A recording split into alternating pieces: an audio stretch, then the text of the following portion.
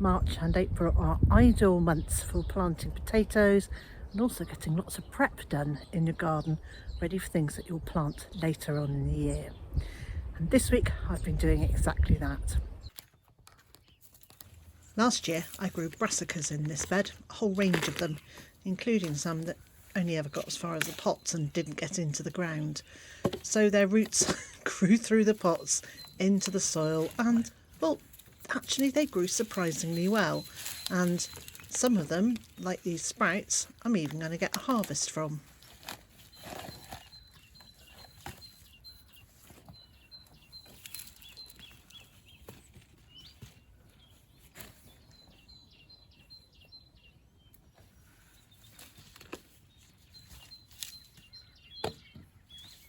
And this year it's going to be potatoes and then beetroot and salad leaves.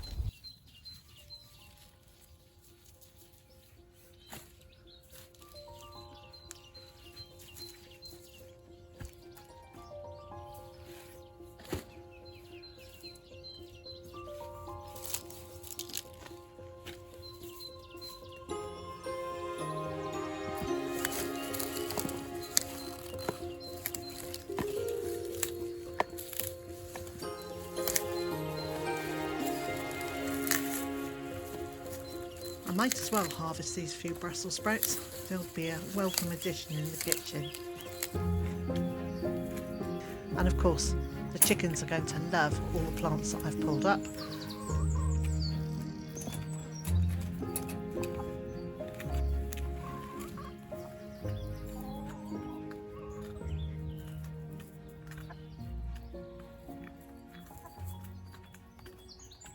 Please don't poke me.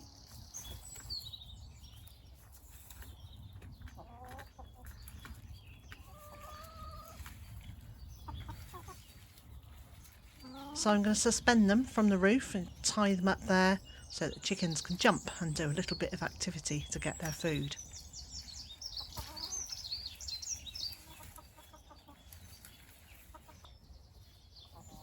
There you go.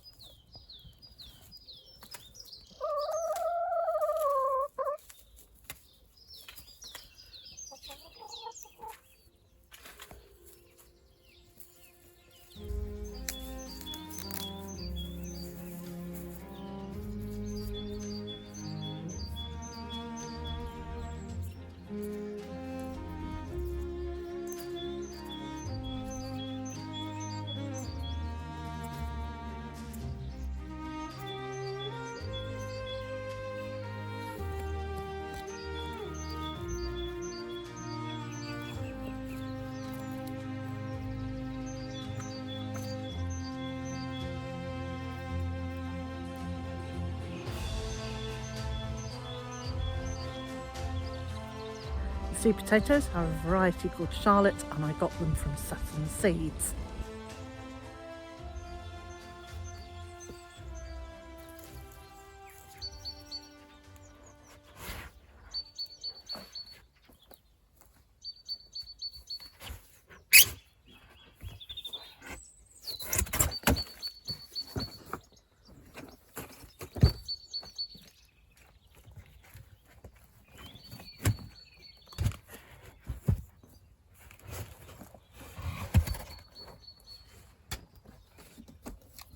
I'm really pleased with how well the compost has broken down over the winter.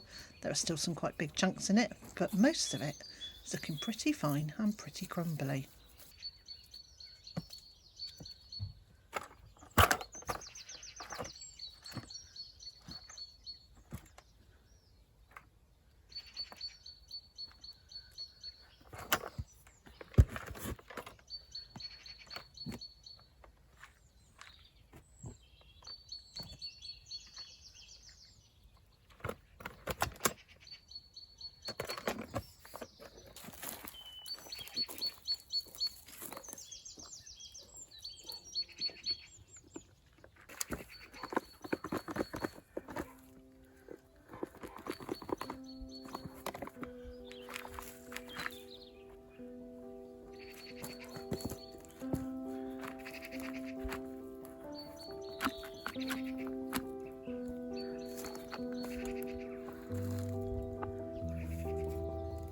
This is the bed that will have the climbing beans in it this year. So I'm going to remove all the weeds, and I'm also going to check to see if there are any self-sown or volunteer plants in here, and if there are, I'll get those potted up.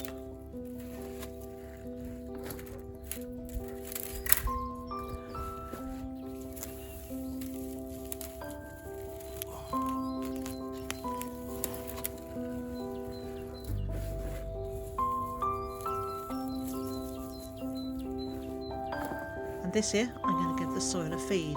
Last year I topped up the compost, and this year I'm going to add some blood, fish and bone meal to it to boost the nutrient levels.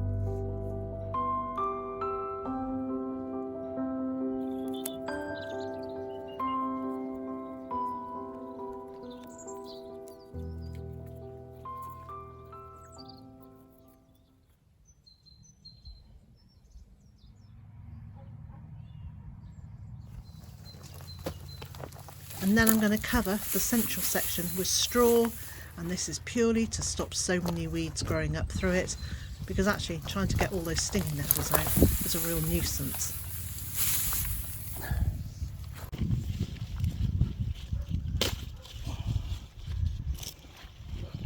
There's something incredibly special about the first rhubarb harvest each year. Rhubarb needs to be pulled, not cut, to prevent infections, and the leaves need to go into the compost bin. They are toxic, so they're not to be eaten.